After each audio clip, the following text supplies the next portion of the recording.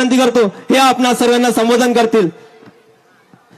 सुजात दादा आप आगे बढ़ो, हम तुम्हारे साथ हैं, सुजात दादा आप आगे बढ़ो. हम तुम्हारे साथ हैं. वंचित बहुजन आघाडीचा सर्वांनी उभे होऊन हात वरती करा. वंचित बहुजन आघाडीचा, वंचित बहुजन आघाडीचा. वारे सिलेंडर, वारे सिलेंडर. धन्यवाद. वंचितांचा वाघ आला, वंचितांचा वाघ आला. हम तुम्हारे साथ हैं. समतेचे विचार रुजवणाऱ्या सर्व महामानवांना त्रिवार अभिवादन करतो.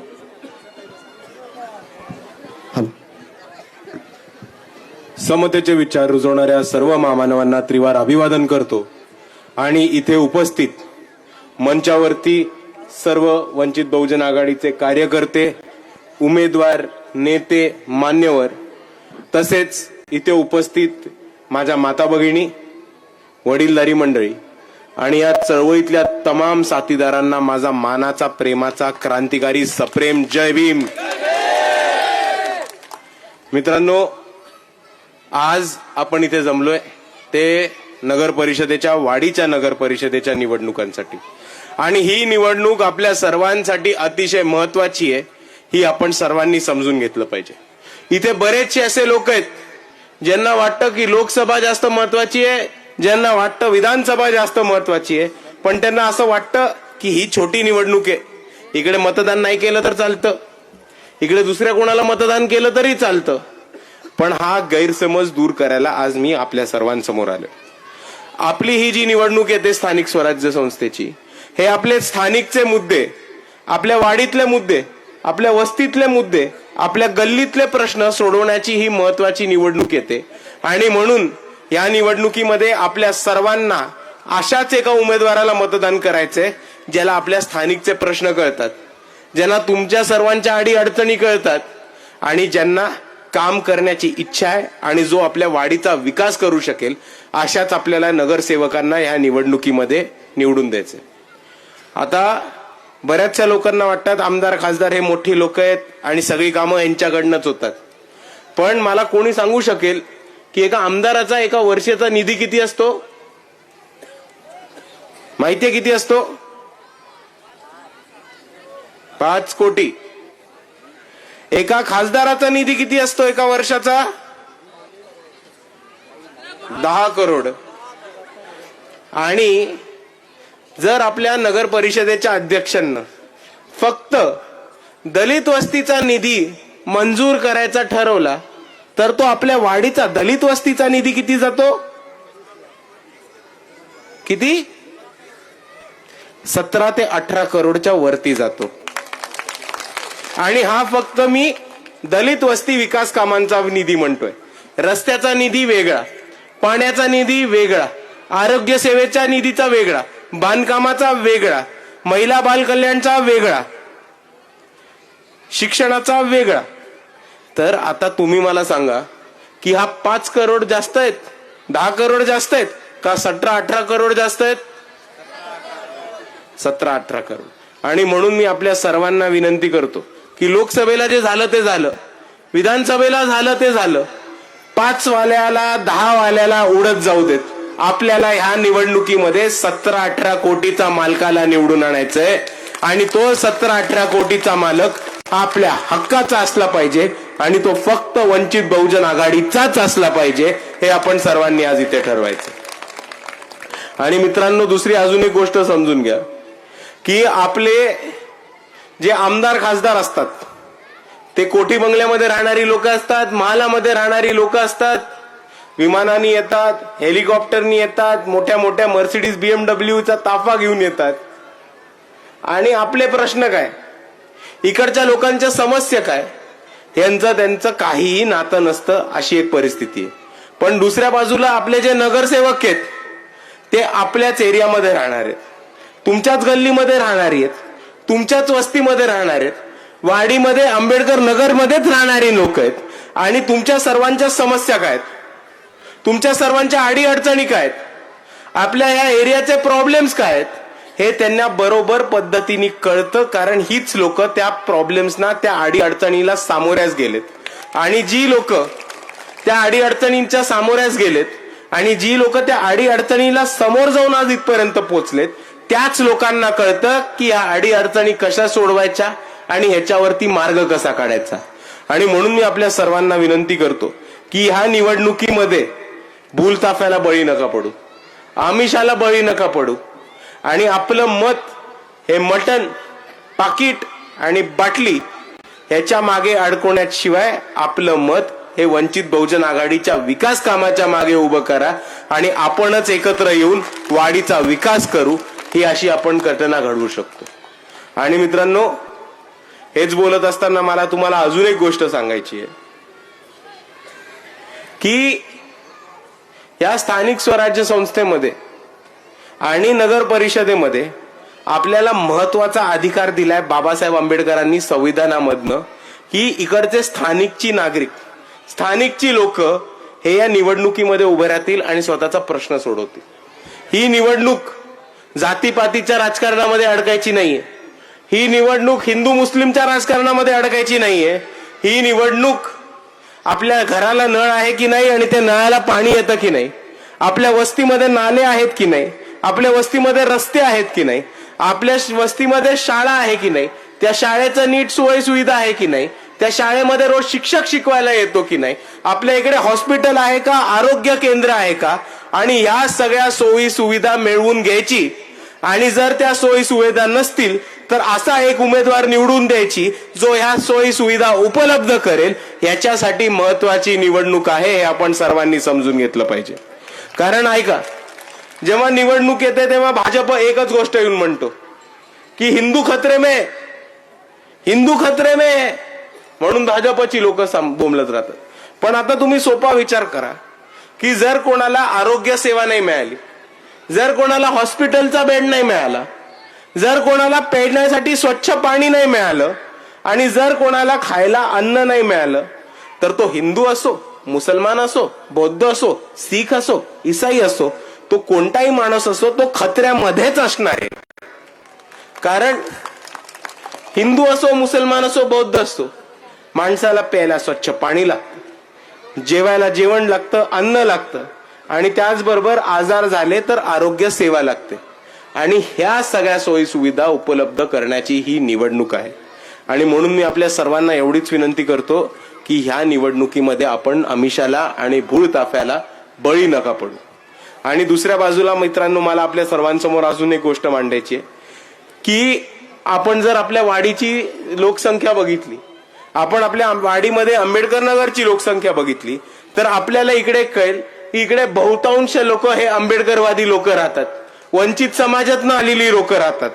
पण तुम्ही वाडीचे सगळे धंदे बघितले, व्यवसाय बघितले, कंपन्या बघितल्या, दुकानं बघितले, तर तुम्हाला प्रामुख्याने हे दिसेल की आज ह्याच्यामध्ये आंबेडकरवाद्यांचा, बौद्धांचा, वंचितचा कुठेही समावेश नाहीये. आपण दुसऱ्यांच्या फॅक्टरीमध्ये काम करतो, लेबर म्हणून काम करतो, दुसऱ्यांच्या दुकानात काम करतो, पण आपल्या नावावर आज धंदे नाहीयेत, आपल्या नावावर व्यवसाय नाहीयेत, आपल्या नावावर एंटरप्राइजेस नाहीयेत आणि ह्याच्यामुळे आपली परिस्थिती मागास झाली, हे लक्षात ठेवा. आणि बाबासाहेब आंबेडकरांनी नेहमी म्हटलं होतं की पॉलिटिकल फ्रीडम हा सोशल फ्रीडम आणि इकॉनॉमिक फ्रीडमशी निगडीत असतो. याचा अर्थ इतकाच होतो की आपलं सामाजिक स्वातंत्र्य आणि आपलं आर्थिक स्वातंत्र्य हे राजकीय स्वातंत्र्यावरती अवलंबून राहतं. आणि म्हणून मी आपल्या सर्वांना एवढंच सांगायला आलोय की इकडचे धंदे, इकडचा कारभार, इकडचा व्यवसाय आपल्या हातात येणार नाही जोपर्यंत आपण एकत्र येऊन इकडची सत्ता आपल्या हातात घेत नाही. आणि म्हणून मी आपल्या सर्वांना एवढंच सांगतो की आज ही वेळ आलेली आहे की वाडीचा विकास आपण सर्वांनी करावी. आज ही वेळ आली आहे की वाडीची सत्ता इकडच्या आंबेडकरवाद्यांनी, बौद्धांनी, वंचितांनी हातामध्ये घ्यावी. आणि आज ती वेळ आली आहे की इकडच्या आंबेडकरवाद्यांनी ठराव करून वाडीचा नगर अध्यक्ष पद हे वंचित बहुजन आघाडीला मिळवून स्वतःच्या पुढच्या येणाऱ्या पिढ्यांसाठी, लेकरं बाळांसाठी एक व्यवसाय आणि त्याचबरोबर इकॉनॉमिक आर्थिक फ्रीडम उभा करण्याची वेळ आलेली आहे.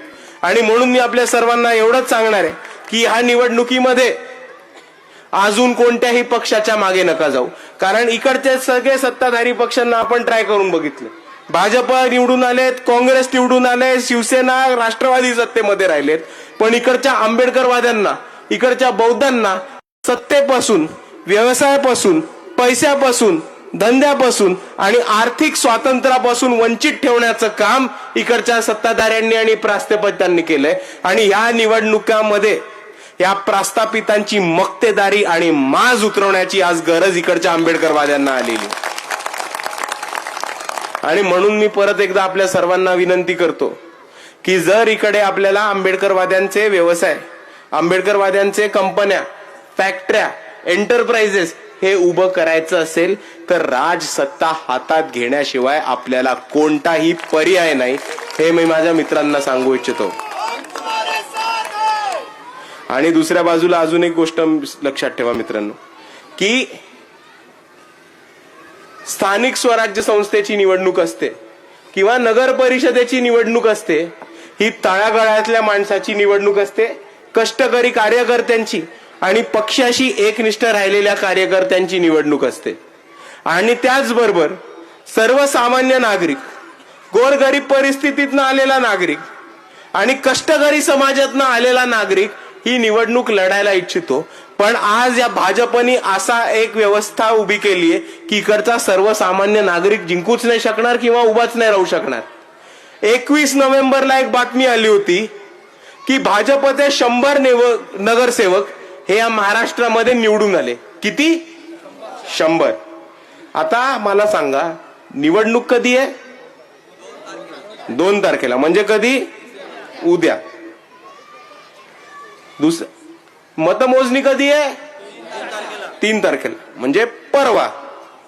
आणि 21 तारखेला म्हणजे तब्बल 2 आठवडे आधी भाजपचे नगरसेवक 100च्या आकड्यांनी निवडून येतात. म्हणजे तुम्ही याच्यामध्ये गंमत बघा, निवडणूक व्हायच्या आधी, मतमोजणी व्हायच्या आधी भाजपचे 100 नगरसेवक निवडून येतात. हे कसं होतं? हे कशाला होतंय? आणि मग जर भाजपचे 100 नगरसेवक निवडणुकीच्या आधीच निवडून येत असतील तर मग इकडचं इलेक्शन कमिशन इलेक्शन घेण्याचं नाटक तरी कशाला करते? आणि मित्रांनो, निवडणुकीच्या आधी 100 नगरसेवक जेव्हा निवडून येतात, जेव्हा एकाही माणसाने स्वतःचं मत टाकलं नसतं, जेव्हा एकाही माणसाचं वोटिंग झालं नसतं, जेव्हा 100 लोक निवडून येतात, त्याला मी एक इंग्लिश मध्ये शब्द वापरतो आणि एक मराठी मधला शब्द वापरतो. इंग्लिश मधला शब्द आहे चीटिंग. भाजप चीटिंग करून निवडून येतात. आणि मराठीमध्येच ह्याला बोलायचं झालं तर ह्याला आपण मराठीमध्ये रडीचा डाव असं म्हणतो. आणि भाजप हा रडीचा डाव खेळतो आणि रडीचा डाव खेळून निवडणुकीच्या आधीच 100 नगरसेवक हे निवडून आणतो. मित्रांनो, हे एका बाजूला घडतं. आणि इकडे बरेच तरुण मित्र माझे उभे आहेत. तरुण मित्रांना वगळून जे ज्येष्ठ उभे आहेत त्यांनी मला हात वर करून दाखवावा की ह्याच्या आधीच्या निवडणुकीमध्ये किती लोकांनी मतदान केलंय. लोकसभा असो, विधानसभा असो किंवा स्थानिक स्वराज्य संस्था असो, ह्याच्या आधी किती लोकांनी मतदान केलंय? हात वर करून दाखवा. आता ज्यांनी ह्याच्या आधी मतदान करून दाखवलंय, तुम्ही मला एक गोष्ट सांगा की ह्याच्या आधी असं कधीतरी झालंय का की रात्री 1 तारखेला रात्री 10 पर्यंत प्रचार चालतो आणि दुसऱ्या दिवशी सकाळी 6 वाजता वोटिंग होतं? असं कधीतरी झालंय का? नाही. 1.5 दिवस आधी संध्याकाळी 5. बरोबर. पण आज बघा काय झालंय, रात्री 10 पर्यंत आज प्रचार होणार आणि उद्या सकाळी 7 वाजता मतदान होणार. ह्याला पण मी रडीचा डावच म्हणतो. कारण तुम्हाला सांगतो का, कारण सगळ्यात पहिले निवडणूक संध्याकाळी 5 वाजता. मग कमळाबाई रडायला लागली. कमळाबाई म्हटली आमचे निवडून नाही येत, वेळ वाढवून द्या. इलेक्शन कमिशन म्हटले ठीक आहे, तू रडू नको, 30 तारखेला रात्री 10 पर्यंत प्रचार कर. मग कमळाबाई परत रडायला लागली. कमळाबाई म्हटली हा वेळ पुरत नाही, अजून वाढवते. इलेक्शन कमिशन म्हटलं ठीक आहे, तू रडू नको, 1 तारखेला 5 पर्यंत प्रचार कर. मग कमळाबाईंनी सर्वे केला. कमळाबाईला कळलं की आमचे काही निवडून नाही येत. मग कमळाबाई परत रडायला लागली आणि मग इलेक्शन कमिशन म्हटलं की हे बघ, रात्री एक तारखेला रात्री 10 पर्यंत प्रचार वाढवून देतो, ह्याच्याहून जास्त वाढवता नाही येणार, कारण दुसऱ्या दिवशी 7 वाजता वोटिंग आहे. आणि म्हणून इलेक्शनचा प्रचार हा 1 तारखेला रात्री 10 पर्यंत खेचला गेलेला आहे, हे आपण सर्वांनी समजून घ्या. आणि जर ह्याच्यानंतर परत कमलाबाई रडली तर इलेक्शन कमिशन त्यांना सरळ सांगेल, तुम्ही मशीन मॅनेज करा ना, तसेच तर निवडून जत्तेमध्ये येता. पण मित्रांनो, अजून एक गंमत ह्याच्यामध्ये आपण सर्वांनी समजून घेतली पाहिजे की ह्या निवडणुकीमध्ये आणि ह्या निवडणुकीच्या दरम्यान आणि ह्या प्रचारामध्ये भाजपची लोक येतात, तेव्हा भाजपची लोक हे गांधीजी सुद्धा घेऊन येणार आहेत, हे लक्षात ठेवा. कारण भाजपच्या व्हॅन येतील, भोंग्याचे रिक्षा येतील, कार्यकर्ते येतील आणि त्याच्यामध्ये काही गोष्टी येतील. काय गोष्टी येतील? पाकिट, अजून काय, बाटली आणि अजून काहीतरी येतं. काळ्या पिशवीत येतं बघ, काळ्या पिशवीत घेऊन येतात. काय येतं? मटण. पण जर तुमच्या घरी भाजपवाले किंवा पंजावाले किंवा तुतारीवाले किंवा मशालवाले किंवा धनुष्यबाणवाले किंवा घड्याळवाले जर तुमच्या घरी गांधीजी घेऊन आले तर त्यांना म्हणा, आमच्या घरी गांधीजी नको, आमच्या घरी बाबासाहेब आहेत. आणि तरी त्यांनी गांधीजी घ्यायचा आग्रह धरला तर घ्या बिंदास गांधीजी, पण मत हे बाबासाहेब आंबेडकरांच्याच नावाने द्यायचं आणि मत हे वंचित बहुजन आघाडीलाच द्यायचं. वंचित बहुजन आघाडीचा. आणि मित्रांनो, मी आपल्या सर्वांना एवढंच जाता जाता सांगतो की आज महाराष्ट्रामध्ये आपण बघितलं तर बौद्ध समाजावरती, दलित समाजावरती खूप मोठ्या प्रमाणावर अन्याय अत्याचार चालू आहे आणि त्याच प्रकारे इकडच्या मुसलमान बांधवांवर पण चालू आहे, आदिवासी बांधवांवर आणि बहुजन समाजावरतीच चालू. काल नांदेडमध्ये एक घटना घडली ज्यांनी अख्ख्या महाराष्ट्राला आणि भारताला हादरा दिलाय आणि त्याला आपल्याला अजूनही कळतं